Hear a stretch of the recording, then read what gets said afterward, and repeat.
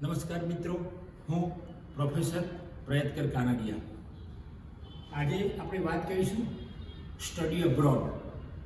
વિદેશમાં અભ્યાસ કેવી રીતે થાય, કેટલી ફી હોય, એનું સત્ર શું હોય, કોણ કરી શકે, એની લાયકાત શું હોય વગેરે વિશે વાત કરીશું.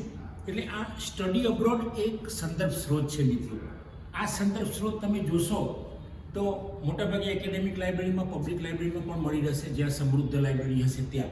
પણ આ સ્ટડી અબ્રોડ તમે જોશો તો મિત્રો, તમે જો વિદેશ અભ્યાસ જવાની ખ્વાહિશ રાખતા હોય, તમે વિદેશ ઉચ્ચ અભ્યાસ માટે જવાની ઈચ્છા રાખતા હોય તો સ્ટડી અબ્રોડનો ખાસ ઉપયોગ કરો.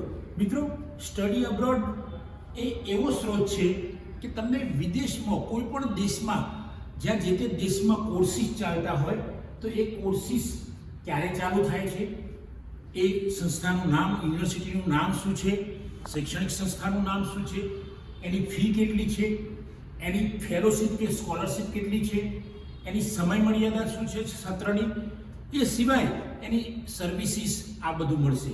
શરૂઆતમાં સ્ત્રોતની અંદર ઇન્ટરનેશનલ લેવલની માહિતી આપવામાં આવી છે. ત્યારબાદ દેશવાઇઝ પણ માહિતી આપવામાં આવેલી છે. ધારો કે જેમ ભારત હોય, બ્રિટન હોય, યુએસએ હોય, તો આ રીતે અલગ અલગ દેશોની પણ માહિતી આપવામાં આવી છે. જે તે દેશ, ધારો કે ભારત છે તો ભારત દેશની માહિતી આપવામાં આવી છે.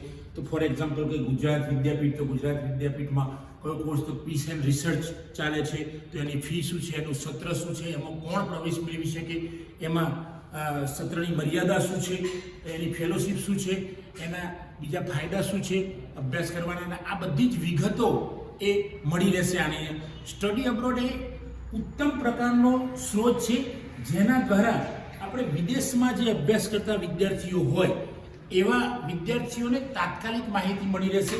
અને આજે તો નવી પેઢી વિશ્વના દરેક દેશોમાં જવાની ઈચ્છા રાખતી હોય છે, તો આ નવી પેઢી માટે આ સ્ત્રોત ખૂબ જ ઉપયોગી નીવડશે મિત્રો. તો વિદ્યાર્થી મિત્રો, જો તમે વિદેશ જવાની અથવા તો સ્વદેશમાં પણ આગળ અભ્યાસ કરવાની ઈચ્છા રાખતા હોય તો સ્ટડી અબ્રોડનો ઉપયોગ કરો. સ્ટડી અબ્રોડ એ તમને ખૂબ આગળ લઈ જશે. તમારી જે પણ ભણવાની ઈચ્છાઓ હશે, અલગ અલગ દેશમાં અથવા તો દેશના ખૂણામાં કોઈ પણ જગ્યાએ ભણવાની તમારી ઈચ્છાઓ હશે તો એ તમને પૂરી કરશે મિત્રો. તો સ્ટડી અબ્રોડ વાંચો. સ્ટડી અબ્રોડ એ દરેક વિષયમાં અભ્યાસ કરતા વિદ્યાર્થીઓને ખૂબ ઉપયોગી નીવડશે. એ સિવાય પણ કેટલીક એજન્સીઓ એવી હોય છે કે જે વિદ્યાર્થીઓને પરદેશ મોકલતી હોય છે, તો આવી એજન્સીઓને પણ કામમાં આવશે.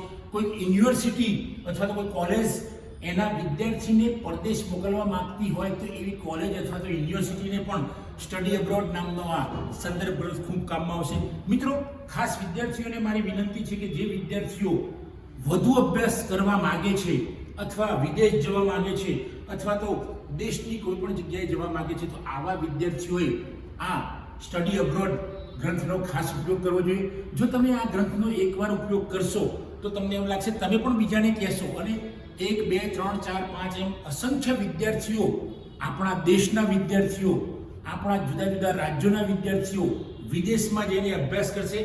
અને જો ફેલોશિપ અભ્યાસક્રમમાં મળતી હશે, સ્કોલરશિપ મળતી હશે, તો એ સ્કોલરશિપ સાથે વિદ્યાર્થી આગળ જશે. તો મિત્રો, આ તમે તો ઉપયોગ કરો જ, વિદ્યાર્થી મિત્રો, યુવા મિત્રો અથવા તો કોઈ પણ પરિવારજનના સભ્યો હોય એ તો ઉપયોગ કરો જ, પણ તમે ઉપયોગ કર્યા પછી બીજા કોઈકને પણ સ્ટડી અબ્રોડ સંદર્ભ સ્ત્રોત વિશે વાત કરજો, એટલે બીજાને પણ ફાયદો રહે. તો મિત્રો, આપ સૌને વિનંતી છે કે આ સ્ત્રોત તમે વાંચો, જુઓ, લાઇબ્રેરીમાં જાઓ અને લાઇબ્રેરીમાં એનો ઉપયોગ કરો. મિત્રો, જો આ મારો વિડીયો આપ સૌને પસંદ આવ્યો હોય, લાઈક કરો, શેર કરો, કોમેન્ટ કરો, અને જો મારી ચેનલ સબસ્ક્રાઇબ ન કરી હોય તો સબસ્ક્રાઇબ કરો. Thanks friends, thanks.